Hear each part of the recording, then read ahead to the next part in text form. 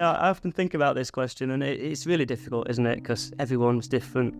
On a personal level, I wish everyone would be a bit more less selfish, a bit more compassionate, show more empathy to others, and just appreciate the situation other people are in, around the world or locally or whatever. So, and if you listen to this podcast, you're probably in a privileged position yourself. You've probably got a bit of time, you've probably got a bit of capacity to help. So there probably isn't really, there's so many tools out there now and so many means of helping. I would really encourage anyone who hasn't to sign up to something to just Be My Eyes, which is an app to help blind people. So you just get a call every now and again, a blind person stuck in a situation where they need your help. They just need to know what colour that is. And that tiny 2 minutes of your time has probably made a big difference to someone else. So there are other things out there like that, not enough. So if someone is out there with an amazing idea, we'll help make it. But yes, Kiba, Michael Owens, you can, from Sheffield, from your sofa, you can make a difference to someone in Guatemala. And that's an amazing thing about technology and the world that we're living in. So. That's a good question, a broad one as well. I would say my go-to for things like this is to always try and be kind no matter what, because any kind of emotion that you show someone else, it tends to spread. If you go to someone really angry, you'll probably make them a bit angry, and then it spreads a bit. If you're really down, everyone else might be really down. But if you go into like life with the mindset of to just be kinder and to always like be the person that takes that first step towards kindness, it spreads. And you do find that it spreads.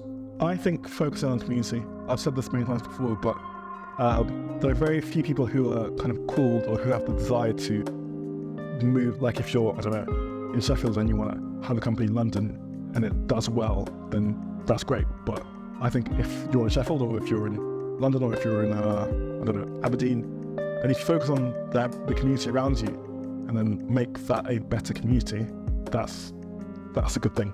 And so, like I said, a few people can go to a different state or different country or whatever and then do really well there. It's better to focus on what you know, who you know, and what's around you than to try and chase next big thing, if that makes sense. We need to stop thinking that it's selfish to look after ourselves. I mean, this is advice that I need to take as well. But I think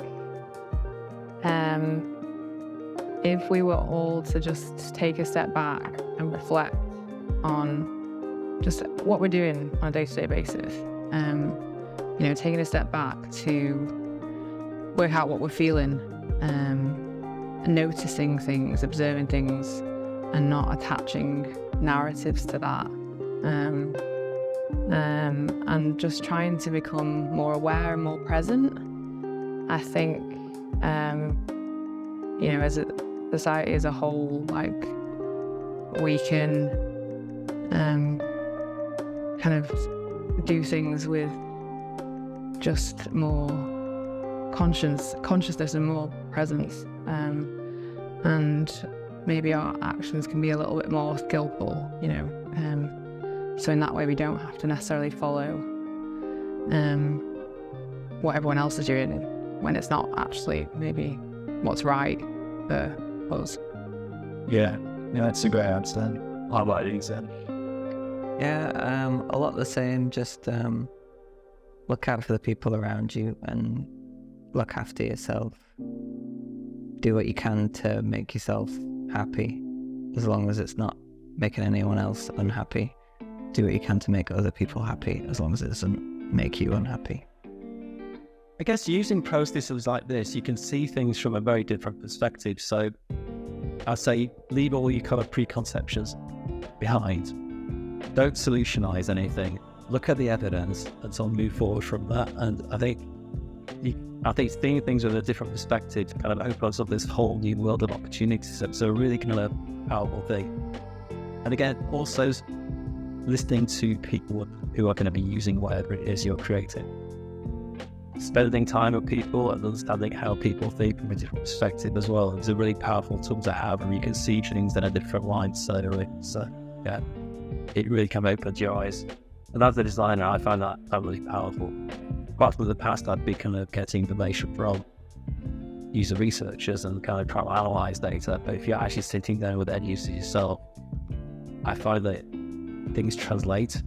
I can understand that I'm kind of in their mindset. And it's not just me reading a report. What I need to do to pick something, I can see very clearly from somebody else's. If you want me to get political, I say there's a lot of hate in the world, and a lot of hate is coming up from multiple places. A lot of it's politics, a lot of it's just capitalism. There's a lot of not liking each other at the moment, and a lot of people just find it an easier way to make themselves better is to attack others, and it's a really bad thing because other people are trying as well, and just trying to get through life when others are putting you down for their own gratification is one of my biggest bugbears.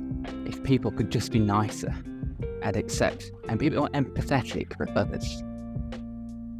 There's always someone that's going to have it off worse than you, but just accept that and be kind to them.